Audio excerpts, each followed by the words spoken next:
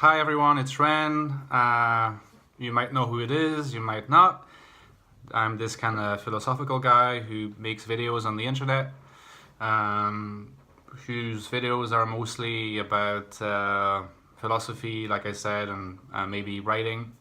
But he occasionally makes videos about Myers-Briggs and the personality types, cognitive functions, and today I wanted to talk about just a lighter topic, because I've been making a lot of videos on philosophy recently, more specifically my philosophy, so it's kind of hard to digest for viewers, I think, but also for me to make. It just takes a lot out of me.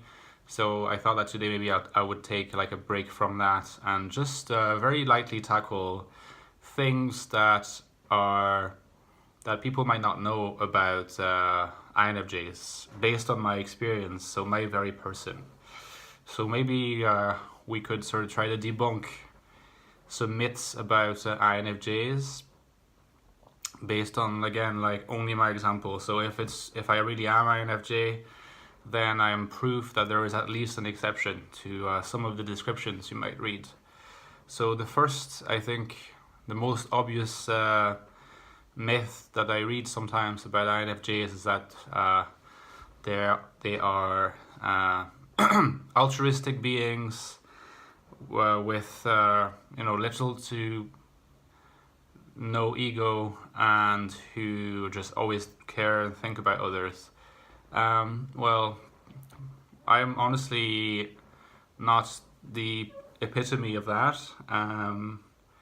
I have a reasonably well-developed ego, and I think about myself a lot, and I put myself first in a lot of situations. It's true that I care about others in my own way, and I try to show it as much as possible. But to say that I'm like altruistic, I don't think any friend I have would call me altruistic. So because altruistic means something specific. It means really like a giving person who's altruistic. I'm quite, I keep to myself a lot, and I relate to people.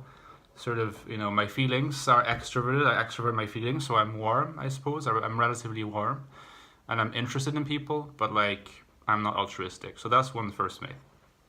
Another myth that I can think about is that INFJs are like, again, like it's on the surface, that's what you read, but a lot of INFJs, I think, would agree that it doesn't apply to them necessarily, is that they're not like particularly rational. I think that INFJs, maybe contrary to INFPs, not contrary to, but more often than INFPs, can actually be quite rational people driven by logic. And this comes to a large extent from the fact that their tertiary function is TI. So as opposed to the inferior function, the tertiary function can be developed quite well over time. Maybe if the person is gifted in that particular domain. So it's completely possible to encounter INFJs that have introverted thinking that's very developed, and who can come across as like very rational and not necessarily attracted to like mysticism and esoteric stuff. That you hear a lot. INFJs are drawn to. I think it's true to an extent and is related to NI, but TI INFJs are very rational. I mean, they also exist, and I think I am one of them. And it's interesting because online I do meet a lot of INFJs who are more sort of like spiritual and sensitive, or not sensitive because everyone can be sensitive, but like drawn to the emotional side of things more than the rational side of things, maybe more often. But like one of the most interesting people INFJs I've met in real life, it was like totally INFJ, absolutely no doubt. All the body language signs, behavior, predictable function use, but very TI driven, very rational, and like it has been studying science his whole life, very like extremely smart. So, and you can see that like Ludwig Wittgenstein, the philosopher, is one example as well. Plato is another example. You don't see that as much with INFPs, although Saint Augustine is often typed as an INFP, and honestly, like, he can be pretty logical when he wants to. So that's not to say that INFPs cannot be logical. I'm not saying that. So that's like the number 2 myth that I wanted to try to debunk.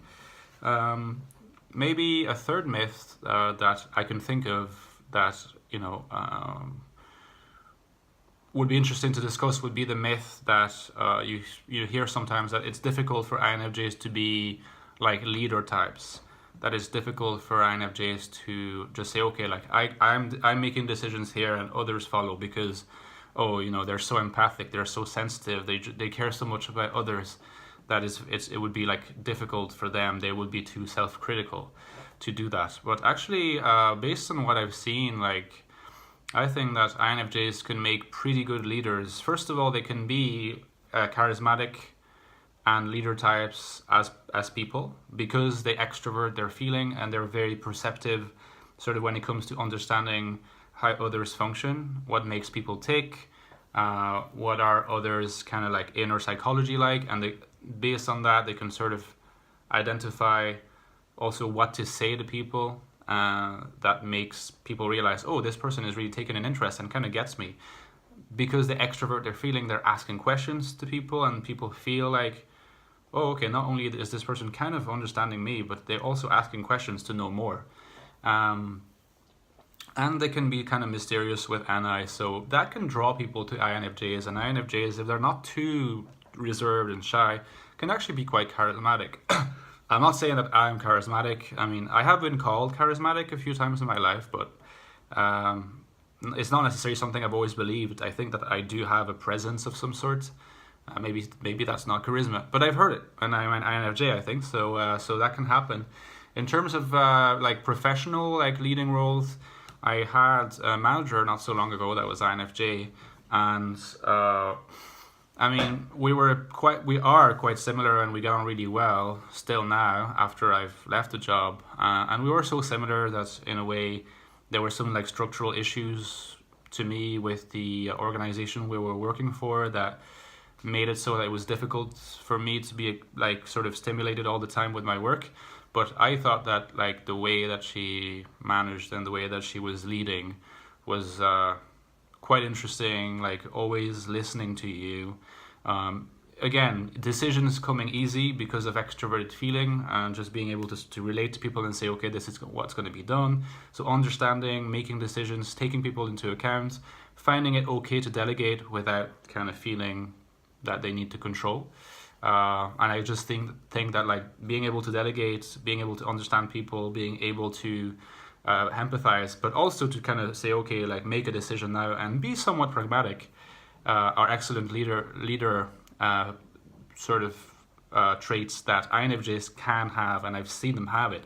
I mean, let's keep in mind that INFJs are like introverted versions of ENFJs, and ENFJs are obviously potential leader types. So it's only enough for like an INFJ to be relatively extroverted on the introverted spectrum to sort of be able to channel their inner ENFJ enough in the workplace environment to be good, loved, and appreciated leaders, and never stronger than when they utilize their feeling. An INFJ that tries to be like a super sort of rigid, logical person is less likely to be a good leader, I think, because even though we can be very logical, it is still not our most natural environment to like organize things. We don't use TE very well, so what we can do well is not like be like this manager who just controls resources and uses people kind of in a very logical way, but more so people or leaders who manage others by understanding the psychology of these people so that they know how to talk to them in order to lead them well. And so that's what I wanted to cover with you guys, like some like 3 myths about INFJs: that they're necessarily always altruistic, that's not true; that they're not logical, that's not true; and that they're not good leaders, that's also not true in my opinion. So I hope you enjoyed the video, and I'll talk to you next time. See you guys.